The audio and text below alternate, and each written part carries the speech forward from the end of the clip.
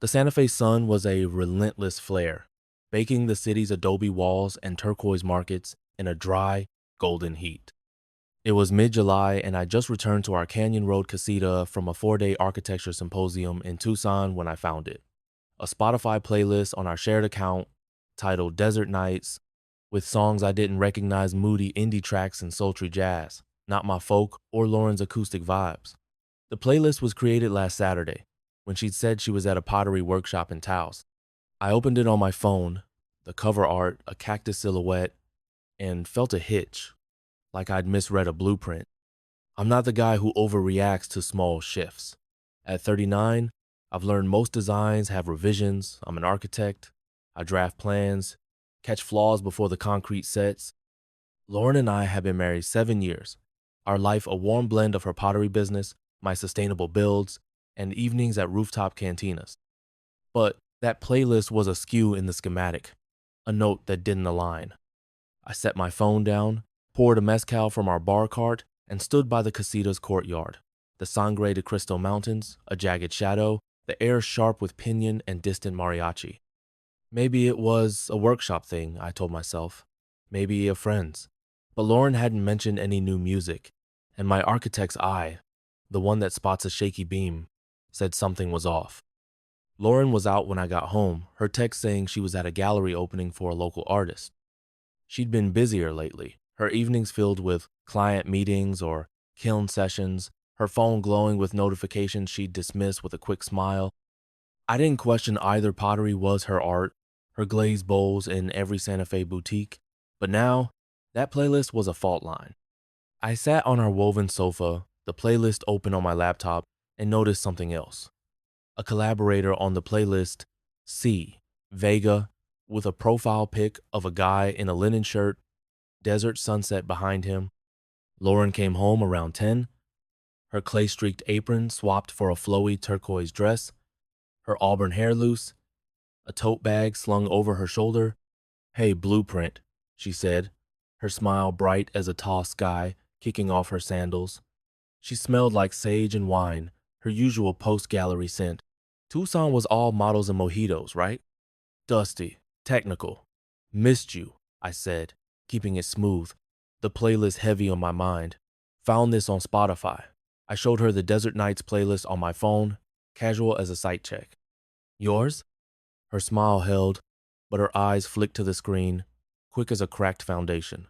"Oh, that," she said, laughing lightly. "Just something I messed with at the workshop. A group thing. I'll delete it." She shrugged, moving to the kitchen to pour a hibiscus tea. But I caught the way her hand paused on the kettle, a faint stutter in her rhythm. It was a clean dodge. Lauren was a pro at flower pottery. Her charm, her way of glazing over stress. But a group playlist with a single collaborator, that didn't stack. I smiled, let it slide, and we ate green chile enchiladas. Her recipe, while she talked about the gallery, her voice warm but her fingers twisting her napkin too fast. The courtyard fountain bubbled outside, the city's adobe glow soft, and I knew I was being redrawn. The next morning, I started measuring. Lauren was at her studio, firing a kiln, so I had the casita to myself.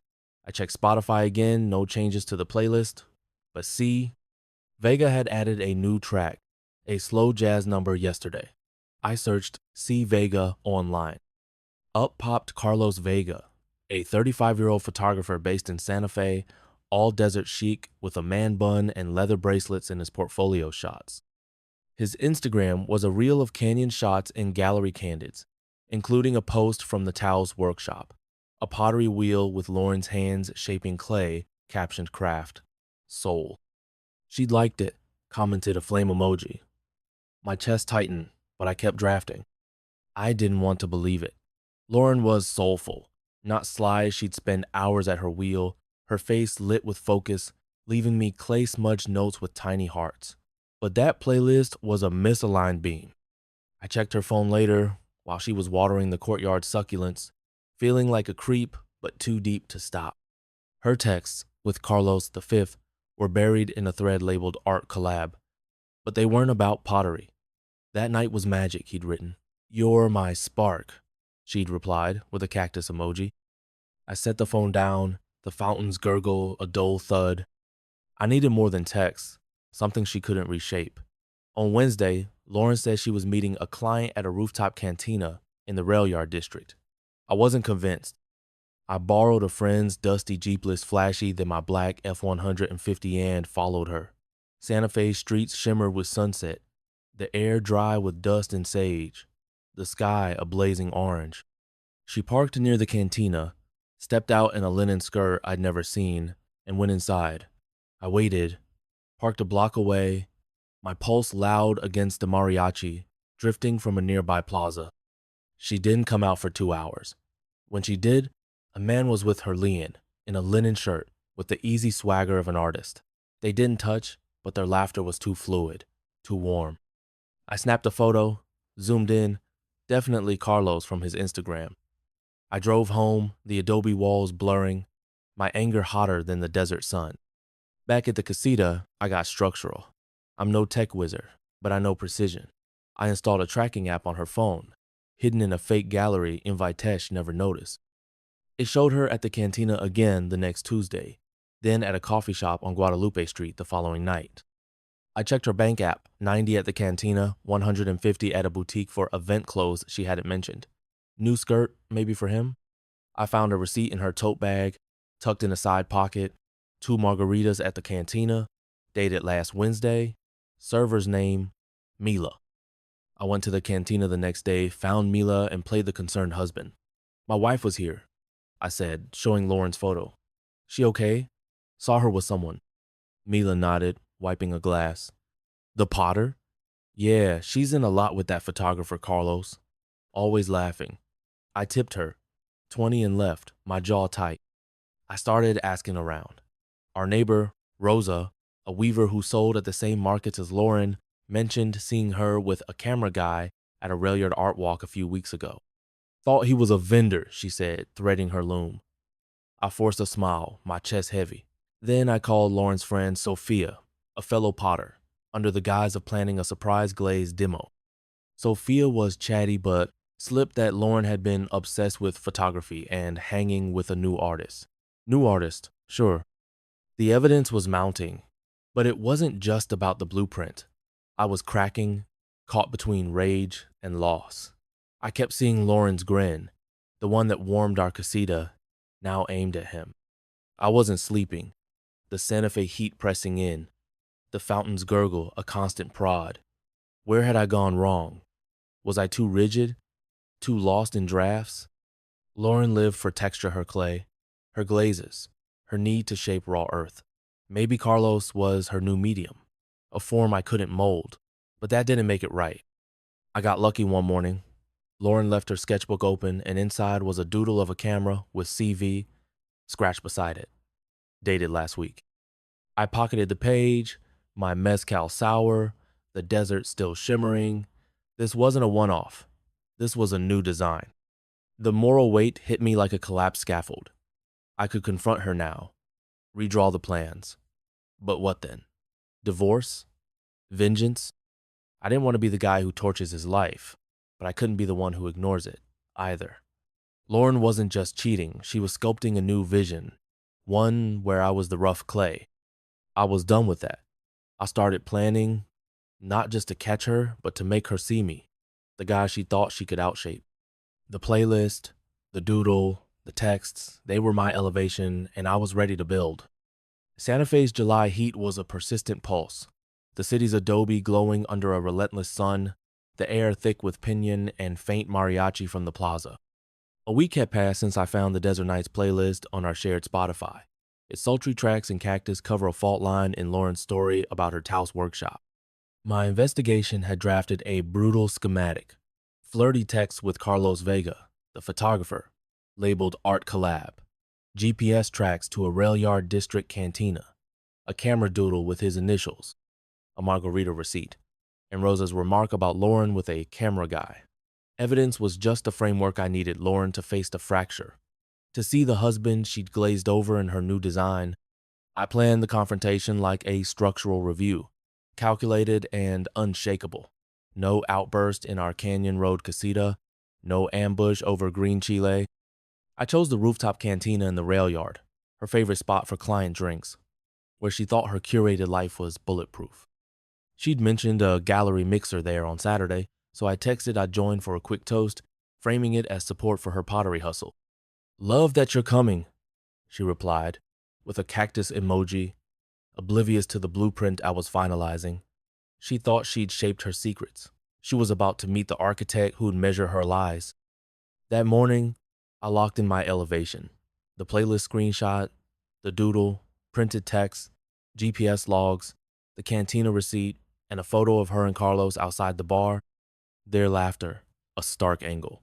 I added a printout of his Instagram post from the Taos workshop, Lauren's hands on the clay, captioned craft, "Soul overkill, maybe, but Lauren lived for texture," and I wanted her to feel the grit of her own creation. This wasn't just about exposing her, it was about rebuilding the narrative she'd sculpted without me. The day crawled, the Santa Fe sun searing, the courtyard fountains gurgle a restless beat in my head. I kept redrafting our marriage, searching for the weak joint. Was it when I got too deep in plans? My nights lost to CAD models? Or when her pottery took off, her studio a shrine to clay and ambition? Lauren thrived on raw creation, her glazes, her forms, her hunger to mold the earth. Carlos, with his desert swagger and lens for beauty, was probably her new vessel, a spark I couldn't fire. That didn't absolve her. It just made me question where I'd miscalculated the load. I probed deeper into Carlos, needing to know the guy who cracked my foundation. His website was sleek.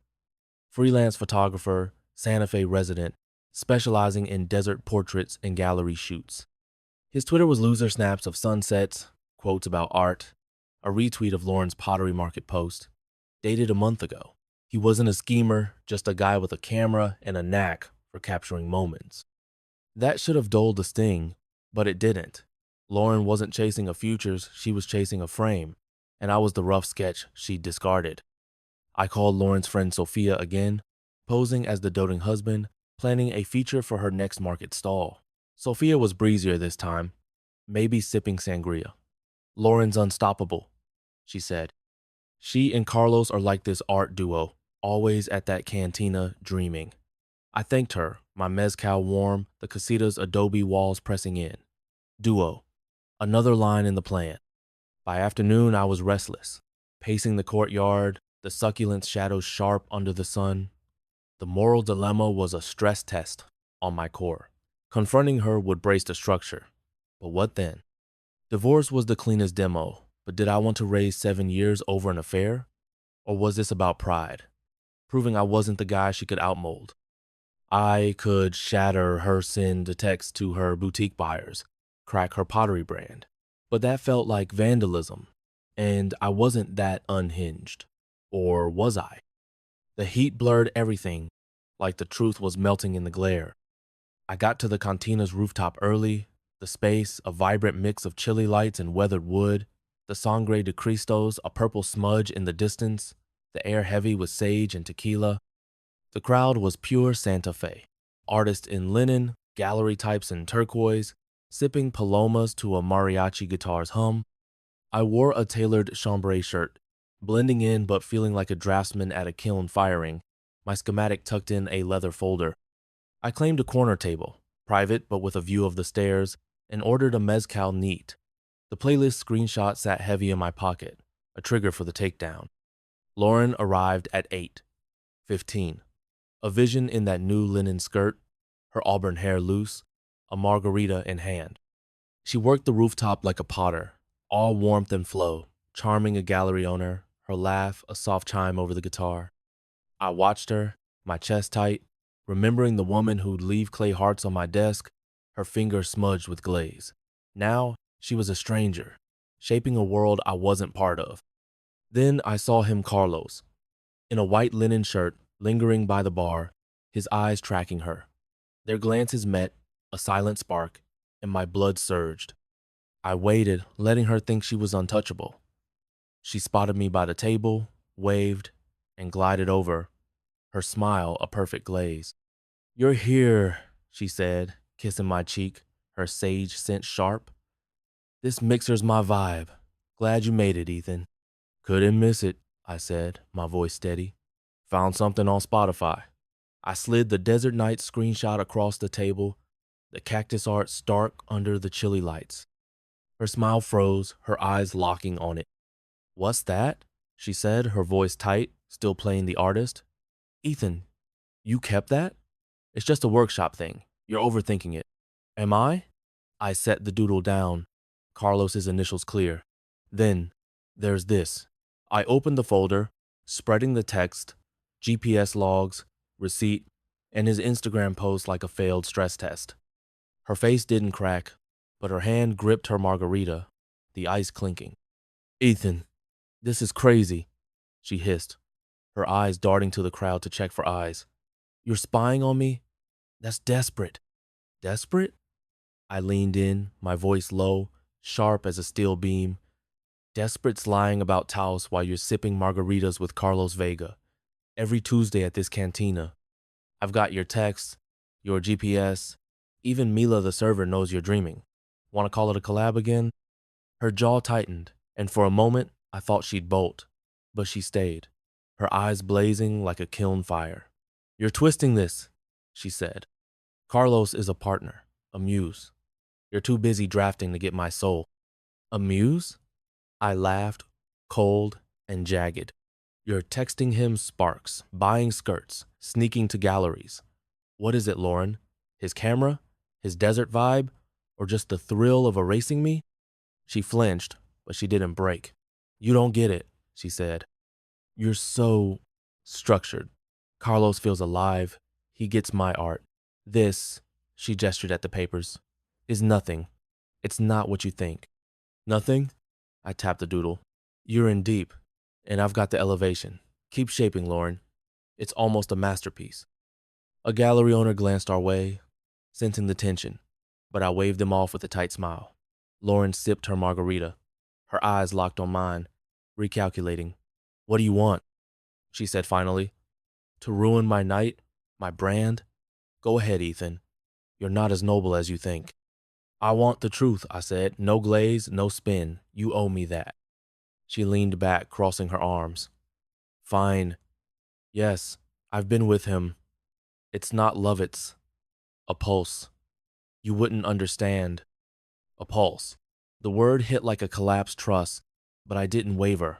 I'd exposed her, forced the render, but it didn't feel like a braced structure. It felt like a blueprint crumbling.